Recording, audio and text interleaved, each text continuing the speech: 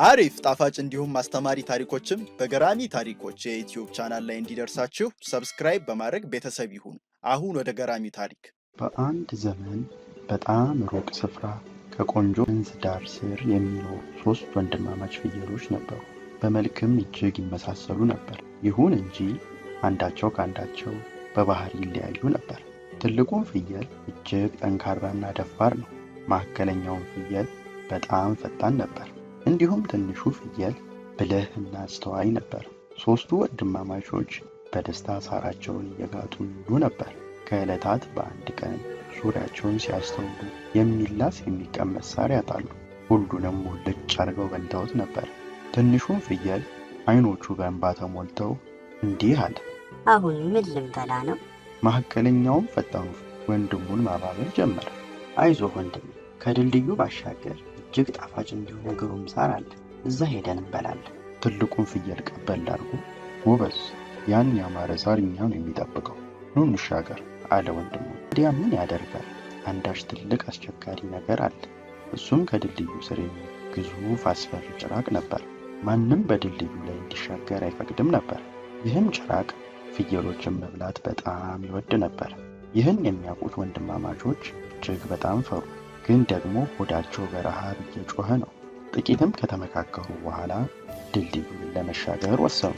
ታላቅ ወንድምየውም ከመሃላችን ግን ማን ነው መጀመሪያ የሚሻገረው ሲል ወንድሞቹን ጠየቀ።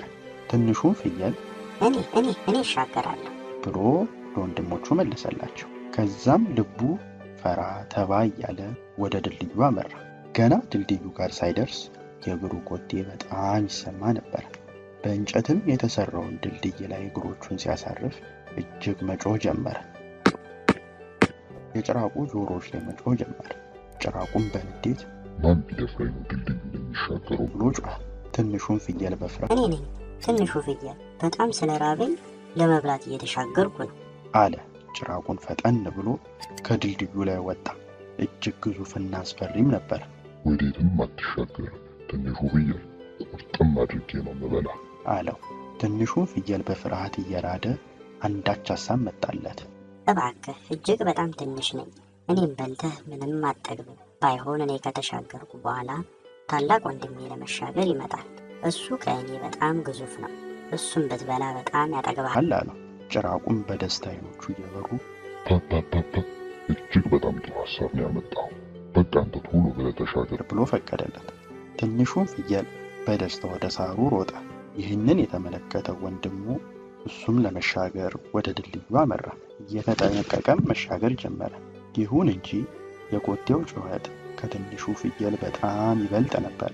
ጭራቁም ማን ነው እሱ የሚያጩጩሁ ብሎ አንባረቀ። መካከለኛውን ፍየል እኔ ነኝ፣ ከወንዙ ባሻገር መሄድ ፈልጌ ነው ብሎ መለሰለት። ጭራቁም ዘሎ ድልድዩ ላይ ወጣ።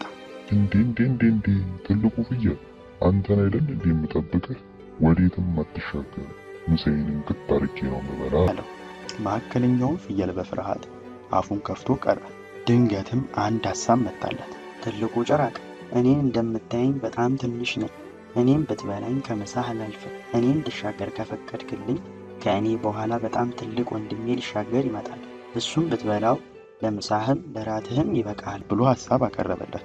ጭራቁም ለጥቂት ደቂቃ ካሰበ በኋላ በጣም ጥሩ ሀሳብ ነው ያመጣው፣ በላውን ፈጠን ብለህ ተሻገር ብሎ ፈቀደለት። መካከለኛውን ፍየል እንደተፈቀደለት ላጥ ብሎ ወደ ታናሹ ወንድም ሮጠ። ሁለቱም በደስታ ሳራቸውን ይብሉ ጀመረ። ይህን የተመለከተው ታላቅ ወንድማቸውም እሱም በተራው ለመሻገር ወደ ድልድዩ አመራ። ድልድዩንም መሻገር ሲጀምር የኮቴው ጩኸት በጣም ይጮህ ጀመር። የዚህን ሰዓት ጭራቁ በቁጣ ነደደ። እንዴ ማን ነው እሱ ድልድዩን የሚያጮህ ብሎ ጮኸ። ከዛም ዘሎ ድልድዩ ላይ ወጣ። ትልቁን ፍየል አንዳች ፍርሃት ሳይሰማው እኔ ነኝ ትልቁ ፍየል፣ ከወንዙ ማዶ መሻገር ፈልጌ ነው፣ ፈጽሞ ልታስቆመኝ አትችልም አለው። ጭራቁም እጅግ በጣም ተናደደ። ወዴትም አትሻገርም፣ እንክት አድርጌ ነው የምበላ ብሎ አፉ በለሃሽ ተሞላ።